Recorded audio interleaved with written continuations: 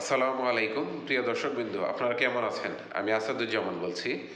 আমি যেহেতু স্বাস্থ্য বিষয়ক ভিডিও করে থাকি, আজকে স্বাস্থ্য বিষয়ক নিয়ে কথা বলবো। আজকের বিষয়টা হলো একটা সঠিক চিকিৎসা ব্যবস্থাটা কি, বা এটার পর্যায় কয়টা, আমরা কয় জায়গা থেকে এই প্রক্রিয়াটা সম্পন্ন করতে পারি।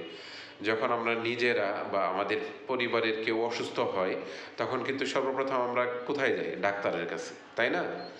ডাক্তারের কাছে যাওয়ার পর উনি আমাদের সমস্যাগুলো শুনে হয়তো বা সরাসরি প্রেসক্রিপশন করে দিতে পারেন, অথবা কিছু সঠিকভাবে রোগটা নির্ণয় করার জন্য উনি কিছু টেস্ট দিতে পারেন। সেই টেস্টগুলো আমরা করাবো কোথায়?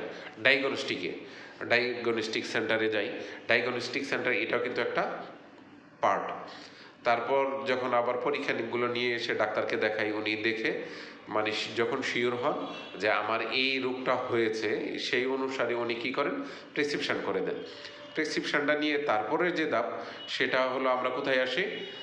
ফার্মাসিস্টের কাছে বা ফার্মেসিতে এসে ওষুধটা সংগ্রহ করে ডাক্তার যে নিয়ম দিয়েছেন, যেভাবে ফলো করতে বলেছেন, সেই অনুযায়ী ওষুধ খেতে পারলেই মূলত আমাদের চিকিৎসা ব্যবস্থাটা সম্পূর্ণ হইল বা সঠিক হইল।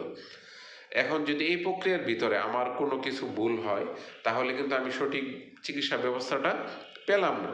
এ ব্যাপারে ইনশাল্লাহ আপনারা সবাই সচেষ্ট থাকবেন যে এই 3টা ধাপের কথা বললাম, প্রত্যেকটা ধাপেই যেন আমরা সঠিকভাবে সম্পন্ন করে আমাদের যে স্বাস্থ্য ব্যবস্থা এটা সম্পন্ন করতে পারি, এবং সেই স্বাস্থ্য ব্যবস্থা সঠিকভাবে গ্রহণ করে আমাদের সুস্থতা কামনায় আজকের এই ভিডিও শেষ করছি।